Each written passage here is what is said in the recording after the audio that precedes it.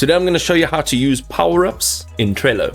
Okay, so if you are looking at power-ups in Trello, the terminology might be slightly different, but basically they're integrations and add-ons that enhance the board functionality, okay? And as you're looking on my screen right now, this is a board, and each one of these boards have lists. Each list has cards, which could be work items, all right? This allows you, these power-ups allow you to just connect external tools. You can add custom features, and this is all directly into your workflow. So let's get started.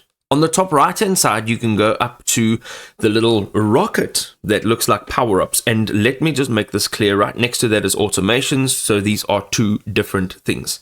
Go ahead, click on power-ups and click on add power-ups. Now there are hundreds of power-ups that you'll see here. Okay, so you can search for a particular power-up. You can see on the left here, you can filter them out from featured to enabled, made by Trello, and then there are different categories. So let's say you're in product design. There are so many power-ups that you can add on here. Let's say, for example, you want to go ahead and click on the whiteboards. So here you can have a live whiteboard for better team collaboration. Click on add.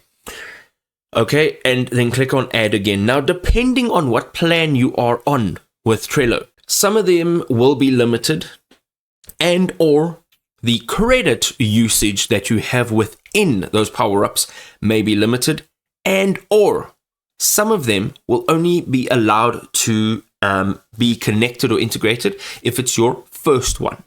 Okay, so what you see here, okay, is the details. And if you had said subscribe, then you'd have 1 week free trial, and then you'd pay this price over here. Some of them are free, as I mentioned earlier on. Some of them are free. Some of them, you'll be able to only use certain amount of credits per month.